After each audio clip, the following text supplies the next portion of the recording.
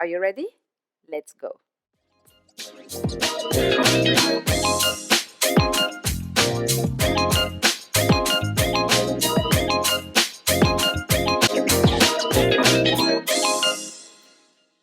Inclusivity is a word that gets thrown around a lot, right?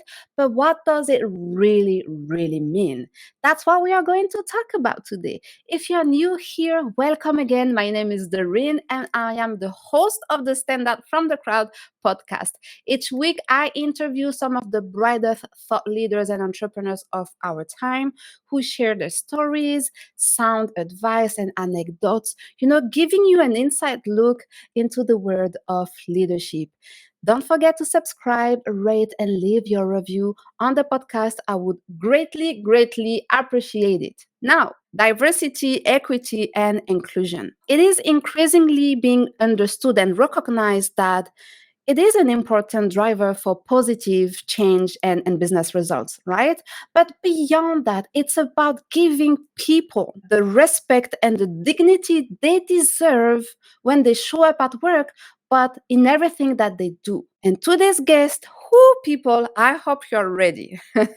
Because our standout guest, Laura Didyk, is the Vice President, Client Diversity at the Business Development Bank of Canada. She leads the bank's national strategy to ensure Canada's entrepreneurs from diverse communities have the resources they need to succeed. So without further ado, please help me welcome Laura. Hello, Laura. How are you doing? I'm doing well, thanks. How are you? I'm doing wonderful. So I invited you as a standout guest on the podcast because you have built a highly successful career. And, I'm always curious to know what's the story behind such success. I know oftentimes people think that it's easier for others. Sometimes that might be the case, sometimes not. But I do know as a woman, no matter where you are from, the glass ceiling is real. The challenges climbing the ladder is real. Being an ambitious woman has its own set of challenges. And when I see women like you who are VP of such a big organization, this is always inspiring. And, we want to know what's the story behind. So can you tell us tell us a little bit more about the beginning of your career journey? When you became a young professional, was it clear to you? Like, did you have a clear trajectory? This is what I want to do. This is who I want to become. And I'm going to find my way into that high level leadership position? Or it is that something that you discovered about yourself as you were growing and building your career? Well, thank you. Thank you for the question, Doreen. I think anyone that has a clear plan and a clear vision, I admire that person and a clear direction. I didn't have that. Obviously, I have a love for entrepreneurs. I have a passion for entrepreneurship and supporting entrepreneurs. And so when I joined BDC 28 years ago, I knew it was definitely the organization for me. Not only the culture that it had, also the mandate it has in supporting Canadian entrepreneurs and small businesses on their journey. So I knew that. And then I think anyone has to, I think you have to have a plan, but I think you have to be flexible in that plan. And as opportunities present themselves, and some of them were outside of my comfort zone. I think as a woman, especially, there were times where I wasn't sure. I was full of self-doubt maybe on whether I could do the next step. But I think you need to put yourself out there and have the courage. And I did that. And I just learned through some of my own experiences that leadership was something that I enjoyed and that I was pretty good at. And obviously, I think we always have a lot to learn. But I just kept on. I kept on trying different things, and kept on when the bank presented me with other opportunities.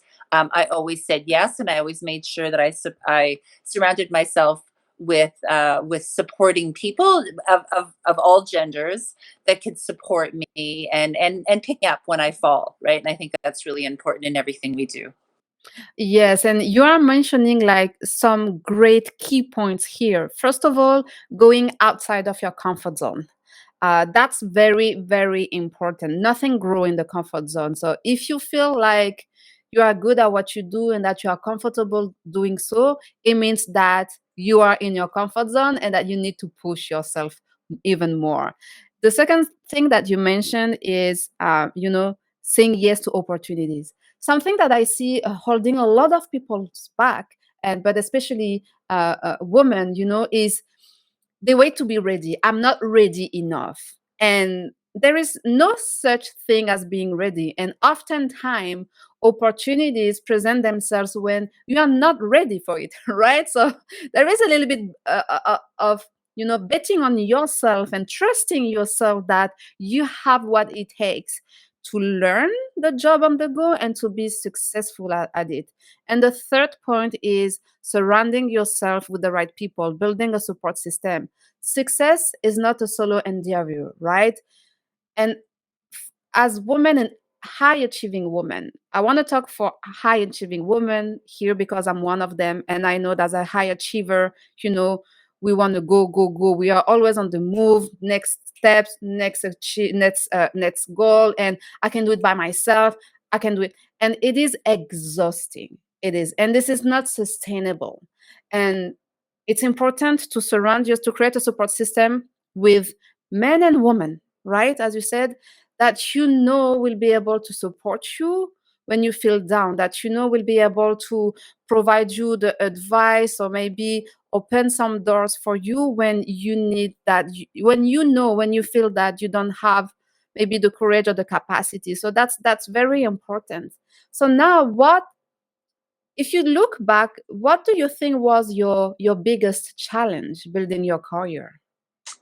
Well, I mean, there's been, many challenges along the way, I guess, and I would call them sort of bumps along the way that you have to get over. And there's always fences and there's hills, and you kind of have to find a way to get around them and to get by them. And I would say, so for me, it's been, a little bit of that self doubt sometimes, and saying, I can do this. And I think you say that it's important to push ourselves outside of our comfort zone. And high achieving doesn't necessarily mean, or it doesn't mean perfection. So, we don't have to be perfect. And I think as long as you come into any position, and I'd say for every position, I have for sure haven't been perfect, and I will never be, but it's being very self-aware, being very, when you do make a mistake, or if you're not sure of something, is again to surround yourself with a support system, both professionally and personally, because I'm a mother of two daughters also, that you need to be able to say, look, like, I don't got this, I don't have this, I need help with this, or I don't have this skill set, or I don't have this competency.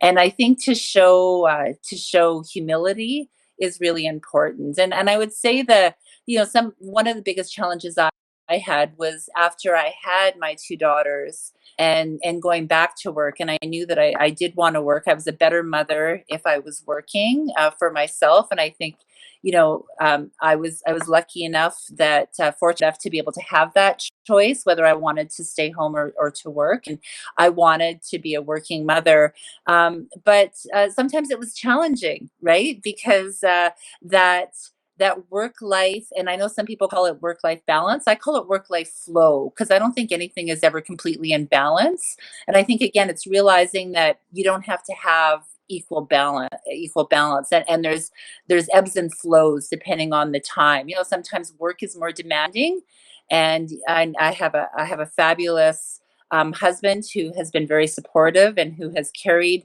a lot of the load at times, and there's times that I need to carry some of the load. And so I think that's been the greatest challenge, is having some of that guilt about being a working mother, and not being able to be at everything every time. But on the other hand, I like to see myself as a role model, not only for my own daughters, but also for other young women coming up, to say, it is possible. It is possible to have it all. You just can't necessarily have it all at 100%, and in a perfect way, but it is possible to have it all. I like actually you mentioning that, because last week, I don't know if you have heard the news about New Zealand Prime Minister who decided to step down, right, from her role. And so that made like a big noise around, oh, okay, can women have it all? She's a woman leader, stepping down because she's burning out. From my perspective, I do believe as a leader, no matter her gender, she had the courage to speak up about a topic that is taboo oftentimes among leaders, is burnout, and she had the courage to address it and to recognize. You talked about self-awareness earlier, to recognize that she was no longer in her maximum capacity, or at her best to give the job what it deserves, right? So she made a decision to step down. um how do you see this kind of narrative about the women leaders that is portrayed in the media, and that is common in our society, about having it all, or you can have it all, or you should, like, what's your perception about it? Well, and it's so unfortunate. I mean, there are still biases that exist out there, and it's so unfortunate, because you have to wonder if she identified as a man, and was a father and a husband, whether the response would have been the same. And I don't know. Mm, Hopefully, it would have been. I'm not sure. I'm not convinced that it would have been. mm, And yeah, I actually congratulate her for being honest. And it doesn't, like you say, it doesn't matter what gender you are, burnout can happen. And, we have to look after ourselves first. And I think as a woman, and as a woman entrepreneur, and often, a wife and a mother, and, you're often a daughter, and, you're an entrepreneur yourself. So, I mean, you're wearing a lot of hats, yeah, and can't do anything well if you're not healthy physically and mentally and emotionally. And so and often, I think, especially as a woman, generally we tend to put ourselves last. And so it's yeah, been, for the New Zealand Prime Minister to come out and say, look, I need to look after my own mental health. I need to look after myself. I say, good for you. We all need to do that at times, and we all need to make sure we do that. And I think I talk about role models, and I think she can be a role model for all of us, to say, yeah, you know what, we need to be in tune with ourselves. And she felt that she was experiencing burnout, and so, she needed to take a step back. And I think we should be congratulating her for that, and for recognizing that, because that's really important. And I think we often underestimate, and we don't talk enough about the mental health, and especially the mental health of entrepreneurs. yeah, They have the responsibility of often having employees, and they feel that load of carrying their employees and being responsible for their livelihood. They feel for their own families. And there's a lot, and economic up and downs, and pandemics and not yeah. pandemics, and pandemics, and now rising interest rates. And there's a lot, and we don't talk about mental health as a whole, but especially as entrepreneurs, and the mental health of entrepreneurs. And I think it's really, really important that we continue to have those conversations. It is indeed.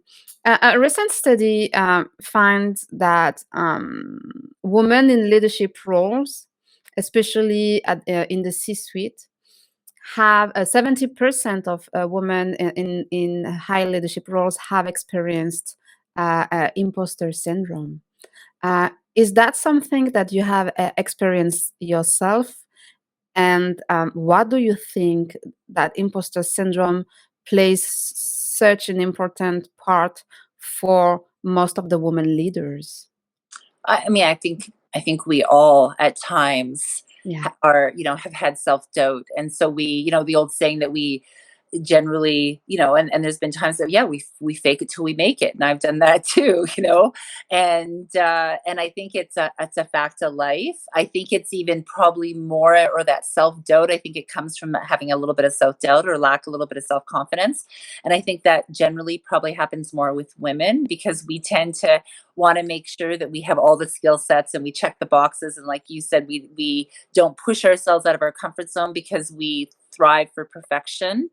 And so when we feel that we don't have all those, and we push ourselves outside of our comfort zone, there is self-doubt and lack of self-confidence that comes from that. And at times, then you do try to be a little more than what you should be, and I think that's natural. I don't think there's necessarily anything wrong with it, but I think that but I do come back to my previous point that part of the reason why I think I've gotten to where I've gotten is because I've been very truthful. And when I don't feel comfortable doing something, not that I can't learn it, and not that I'm a quick learner, but I think it's important that not only we be role models, that we seek out role models ourselves and make sure that that we have people that we can surround ourselves with, and that'll help us get through. And then sooner or later, you're not the imposter anymore, you are the person.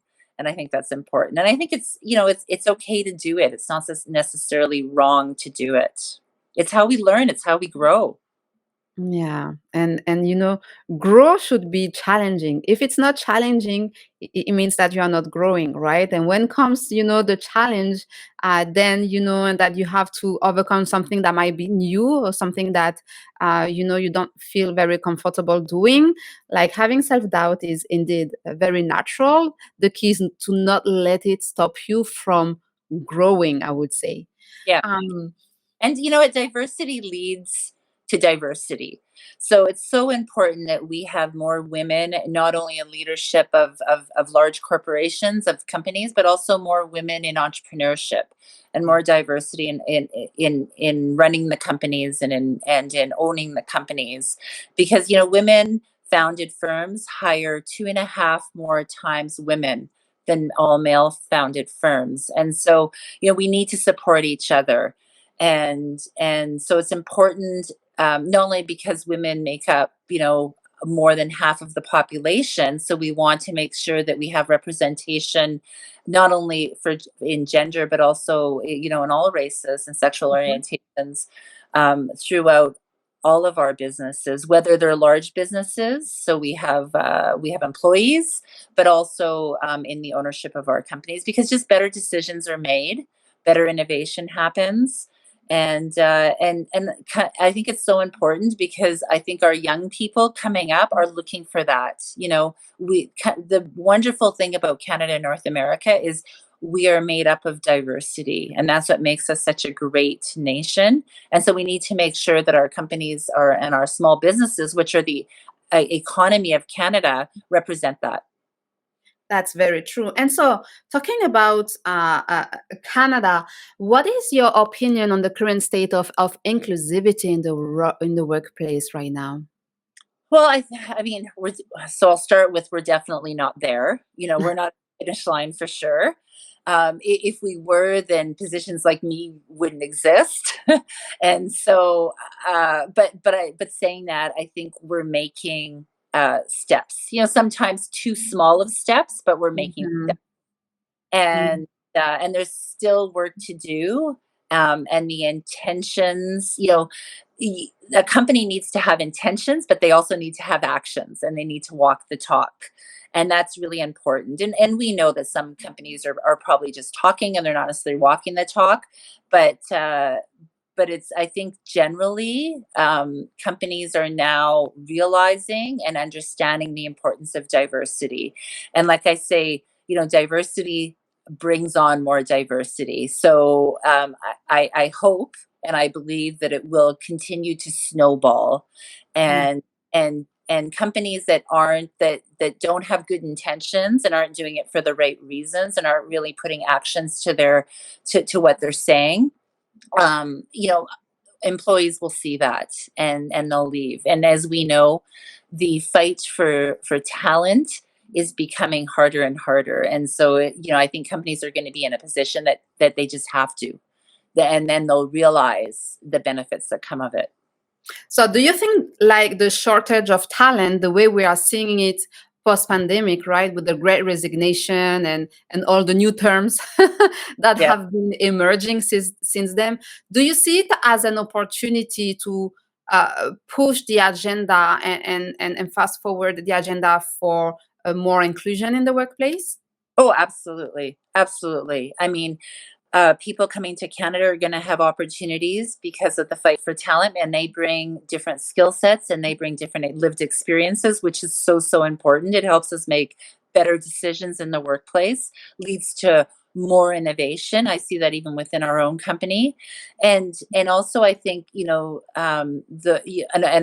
and not a lot of good things came out of COVID, but some good things kind of came out of COVID is the fact that we can do this now, and we are doing this more and more, that we're speaking virtually in that. And I think it's going to it has opened up an opportunity for employees to continue to work from home, at least part-time, or to work from wherever they are. And so it's opening up opportunities for instance, for Indigenous people in Indigenous communities to be able to work remotely with companies in that. Whereas before, if they weren't in the city or in the place that the company was, they didn't have an opportunity. So I think companies are becoming more open-minded now that our technology has advanced too, because of the needs for it to advance.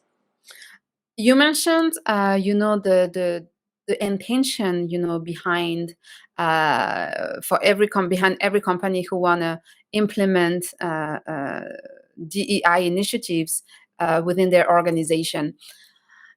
And it's true, like DEI, inclusivity, and all these words have been buzzing and have been trending, and a lot of companies, unfortunately, have surfed on the wave, uh, as a marketing strategy. Let's put it this way out there, as a marketing strategy to showcase an image of them that is good, but that does not reflect the reality. And more employees now are leaving those workplace, right? And they are speaking up about it, which is good because it will force at some point some of these Yeah. companies at well to be responsible for their action and for what they say.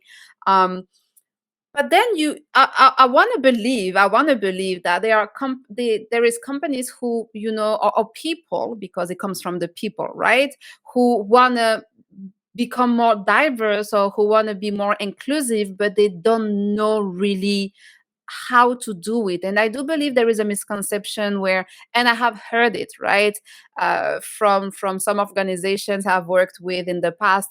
Oh, but listen, my boss is a woman, so we are inclusive. Or, oh, listen, we have some people from this community and this community, so we are inclusive. That's all.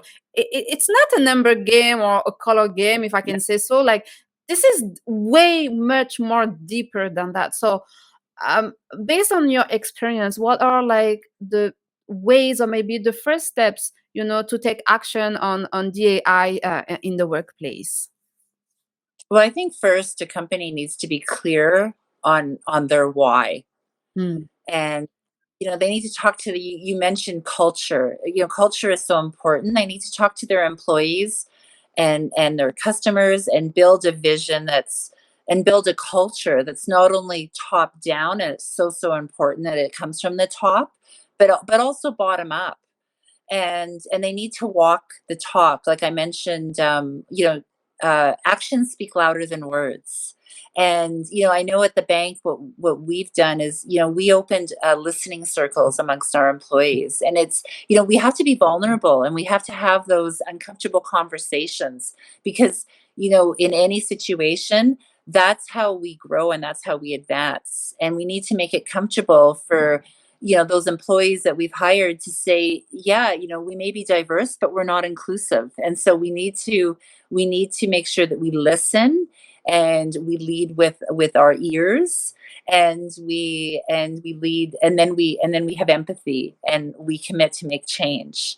And when we do, we collectively are gonna make, an organization is gonna make mistakes, but we learn from those mistakes. And we have a culture where employees are comfortable to speak out when a company has made a mistake, and then the company can correct it. Because I think, again, that's how we learn. Just like individuals, companies have to learn too, and they have to push themselves out of their comfort zone. And I would suggest, we have spent a lot of time and money internally in BDC in training our employees. There's a need to unlearn and then to relearn. yeah. we have done a lot in anti-racism training and what does it look like, and training our leaders and opening up the conversations with our employees, in unconscious bias training, because we all have unconscious biases and we can't necessarily change those, but we all need to be very self-aware and be able to recognize when we do have those unconscious biases and they are affecting our decisions, or they are affecting the words that we choose to say. And we've made a lot of investment in the Indigenous communities on Indigenous history learning. As a matter of fact, our employees enjoyed the Indigenous history learning that we've done with their employees. We are now partnering with an organization and offering the training. It's called 4 Seasons of Reconciliation. We're offering it for free on our website to entrepreneurs, because we want entrepreneurs to have that learning and not to have cost be a barrier, so they can learn and then take a step within their own organization. So I think that's really important. And then, of course, it goes without saying, recruiting. Yeah. So that's really important. And we say recruiting, but it's not just a numbers game. It's make sure that our job descriptions are inclusive, that we've taken out any language that may not be inclusive, and to make sure our onboarding is inclusive and things like that. So, there's a number of things that companies can do, and I think what it does, it's small steps, and they don't have to do it all at once, but I think it's really, really important that they take small steps and they continue to advance. Mm-hmm. Learning and making mistakes along the way, so we learn how to do better. That's how I would say it. So my last question for you now, Laura, what is the legacy that you would love, or that you envision to leave behind? Well, as the vice president of client diversity, my role is to make sure that in helping entrepreneurs start and in supporting entrepreneurs in starting and growing their business, that we don't leave anyone behind. And we know that the Canadian entrepreneur landscape, small business landscape, does not reflect the diversity that we have in our population. And so some groups are being left behind. And so I want my legacy to be, quite frankly, is DEI part of the DNA of not only BDC, but of the Canadian entrepreneur landscape. And we have complete inclusivity amongst our entrepreneurs, and we'll grow as a nation and we'll grow as a company if we do that. Oh, I love it. Where can I sign for it?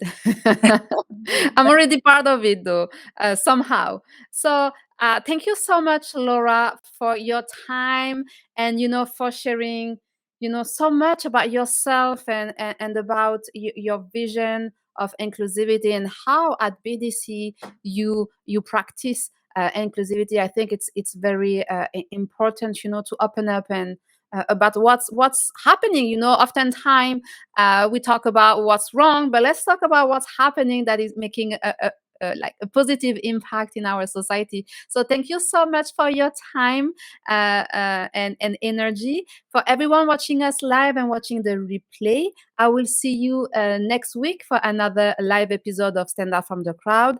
Until then, you stay safe and you take care. Bye-bye.